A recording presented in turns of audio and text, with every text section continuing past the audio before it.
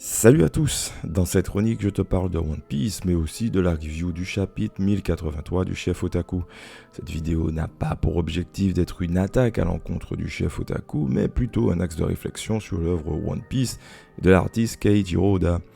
Je pars du postulat que nous sommes tous limités par nos références, mais aussi par nos préférences. Je préfère le dire tout de suite et directement. Aujourd'hui, je lis peu de mangas. J'en ai lu beaucoup par le passé, mais je ne suis pas un spécialiste manga, comme peut l'être le chef Otaku ou beaucoup d'autres. Mon avis est limité par mes lectures et mon genre littéraire de prédilection, la fantasy. Je ne lis pas tous les mangas qui passent et il y a des histoires que je trouve intéressantes, que je lis, et d'autres que je trouve non pertinentes et que je ne lis pas. Je donne souvent l'exemple de Blue Lock, un manga que je n'arrive pas à lire. Il m'ennuie, je passe mon temps à sauter les pages, voire des chapitres entiers. J'ai donc abandonné cette œuvre. Pourtant, c'est un manga qui convient à d'autres lecteurs et qui apporte un jour nouveau sur les mangas sportifs. Et je ne vais pas cracher dessus, c'est juste que ce manga-là ne m'intéresse pas. Et donc je ne lui accorde que très peu de temps de lecture. Je vais donc vous donner mon point de vue, celui d'un fan de manga, mais aussi d'un lecteur et fan hardcore de romans de fantasy. Je vous dirai dans cette chronique pourquoi cette distinction fait sens avec cette histoire qu'est One Piece.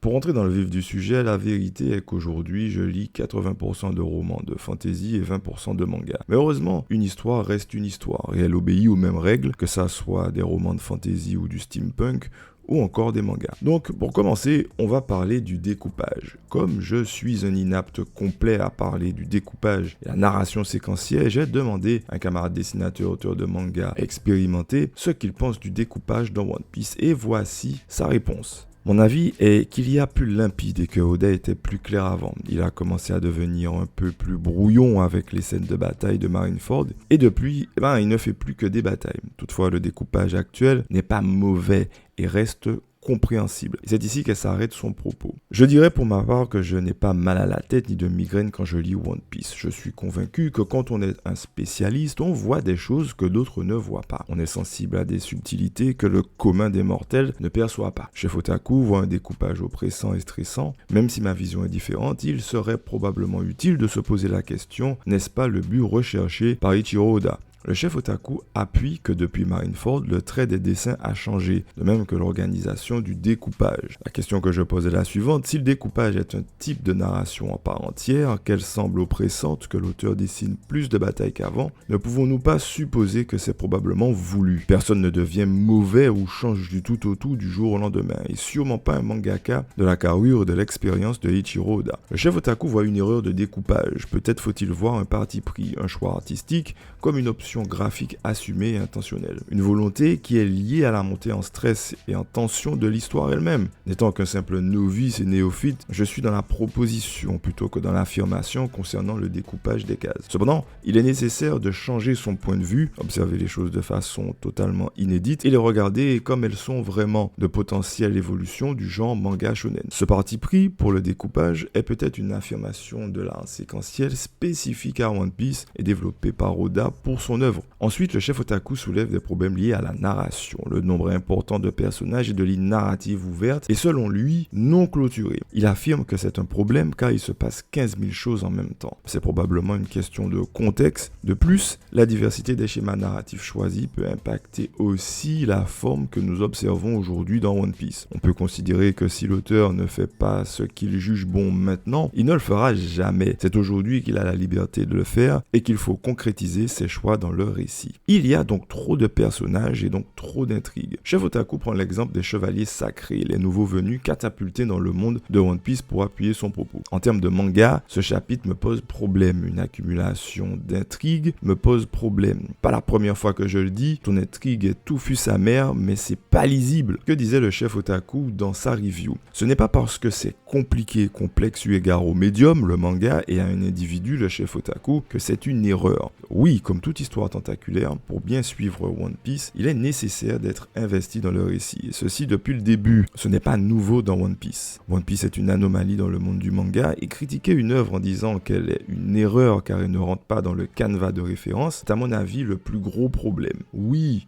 On nous dévoile un énième groupe d'élite des Tenryubito, mais en se plongeant plus dans le récit, tu ne restes pas 800 ans au pouvoir comme le gouvernement mondial, avec uniquement les soldats de la marine pour te protéger ou pour protéger tes intérêts. Il y a le Cypherpol pour l'espionnage, la marine pour l'armée, le Gorosei pour la politique et aujourd'hui les chevaliers sacrés pour les problèmes internes au dragon céleste ou concernant le tribut céleste. Et c'est cohérent et normal pour l'histoire comme elle nous est contée par Eiichiro Oda. Intrigue politique, intrigue militaire, autodafé, mensonges d'État et j'en passe. On le sait, One Piece aborde des sujets complexes et délicats, ce n'est toujours pas nouveau. Et on peut même dire que c'est ce qui a fait le succès de ce manga. Et oui, si tu n'es pas impliqué dans l'histoire, ça risque de te donner mal à la tête. Mais ce n'est pas pour autant qu'il s'agisse là d'un problème dans l'absolu, mais plutôt d'un problème individuel. Je lis actuellement un roman de fantasy, Le cycle des démons de Peter V. Brett, en 5 tomes de 900 pages chacun. Il y a un groupe militaire et politique qui s'appelle les Krasiens. Et chez les Krasiens, il y a un nombre incroyable de sous-groupes qui sont à la fois antagonistes et protagonistes en fonction des besoins de l'histoire. Il y a justement des sous-groupes suivants. Il y a les Dalting, les femmes fertiles et ayant déjà été mères, les Charum, les guerriers, les Kacharum, une nouvelle caste de guerriers inférieure aux Charum, les Kafit, des citoyens de seconde zone, Landra, le chef politique suprême, le Charumka, le chef militaire au-dessus des Charum, les Dama, les conseillers prêtres hommes, les Damating, leur homologue femme qui utilise la magie des démons à la gaille, le Char Damaka, le libérateur armé de sa lance bénie, la femme Damating du libérateur, la Damaja, etc. Et ça ne gêne en aucun cas l'intrigue principale. Il s'agit simplement d'un élément de caractérisation d'une société humaine fictive organisée en plusieurs sous-groupes. On me répondra, oui, One Piece c'est un manga et non un roman. Et ma réponse sera en effet, mais gardez cette phrase en tête pour la suite. Le chef otaku dit aussi ensuite, ça ne raconte rien. Encore une fois, c'est le point de vue du chef, ce n'est pas une vérité absolue. L'histoire de One Piece est encore une fois tentaculaire. Et comme une chasse au trésor, le récit invite à dénicher des indices pour trouver la vérité sur le One Piece et d'autres mystères oubliés. Si les révélations vont trop vite, on reprochera à Oda de rusher l'histoire.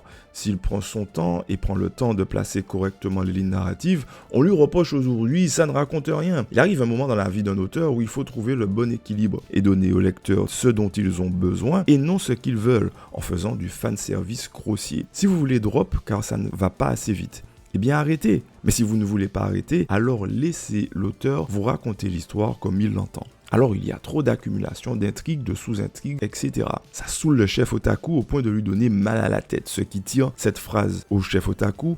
C'est plus du manga et là c'est un problème. Je vous disais plutôt, One Piece n'est pas un roman de fantasy, mais un manga. C'est exactement ici ce qu'il faut probablement se demander si One Piece est encore un manga classique, avec la définition du genre que l'on connaît. Les auteurs qui ont connu le succès et qui sont aussi controversés sont souvent des artistes à la croisée des genres. Les auteurs à succès sont ceux qui arrivent à mélanger les genres habilement ou à créer leur propre genre. C'est justement parce qu'il ne ressemble à aucun autre que l'on peut le remarquer parmi tous les autres. One Piece ne rentre peut-être plus dans la case manga classique qu'appelle ses voeux le chef otaku. One Piece n'est plus ce manga qu'on va lire rapidement dans le métro ou dans le bus entre deux. One Piece n'est plus un shonen classique, il n'utilise plus les schémas narratifs classiques ou génériques du genre manga shonen.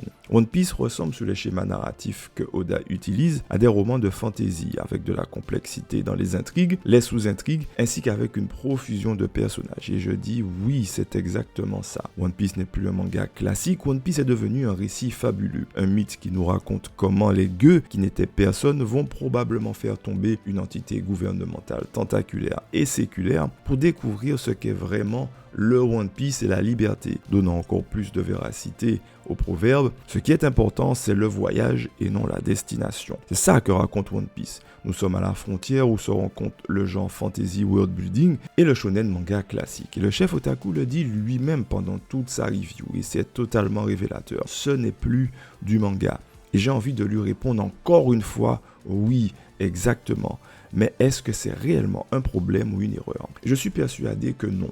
One Piece c'est autre chose, mais ce n'est pas pour autant que c'est mauvais. Je vous renvoie à ce que je disais plus tôt avec Blue Lock. Enfin, il y a un moment lunaire où le chef otaku dit « Le lore du Seigneur des Anneaux est plus abordable que celui de One Piece ». En entendant ça, je me suis demandé si j'avais bien entendu. au point de repasser plusieurs fois le passage. Peut-être que le chef otaku a dû oublier les romans du Silmarillion, ou Histoire de la Terre du Milieu avec ses 12 volumes, ou même Les Enfants de Húrin. Le lore du Seigneur des Anneaux n'est plus un mythe, ce n'est même plus une histoire, c'est une mythologie à lui tout seul, un recueil de plusieurs mythes elfiques, humains, nains, orques, urukai, gobelins ou d'autres semi-hommes. Le chef otaku est parti dans un exemple totalement exagéré, en simplifiant et en résumant, selon moi, la mythologie de l'œuvre de Tolkien au seul film du Seigneur des Anneaux et ou peut-être du Hobbit. Même en audiobook, et j'invite le chef otaku à le faire, Les Enfants de Húrin est un roman qui peut être difficilement abordable par un néophyte. Et pas besoin de parler elfique ou parler les langues elfiques, car il n'y en a pas qu'une seule en plus pour explorer les histoires de la Terre du Milieu. Tolkien était un monstre de world building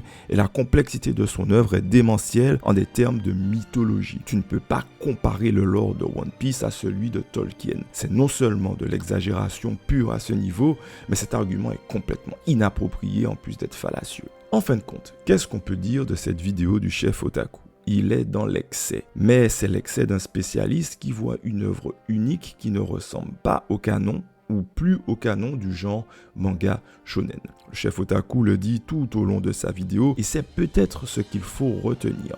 One Piece n'est plus un manga. Il confirme que l'œuvre de Eiichiro Oda est une œuvre épique. Mais pour lui, c'est un problème alors que je considère que c'est avant tout une évolution. Il n'y a pas de manga comme One Piece, il a raison. Et il n'y aura pas de manga comme celui-ci avant un très long moment. One Piece n'est plus un manga. One Piece est un mythe, un récit fabuleux qui nous trace le parcours de simples mortels devenus héros mythiques, partis du paradis de Grand Line qui ont chuté lamentablement au milieu de leur aventure avant de traverser la seconde partie enfer de Grand Line pour se diriger vers les cieux afin d'y abattre les dieux.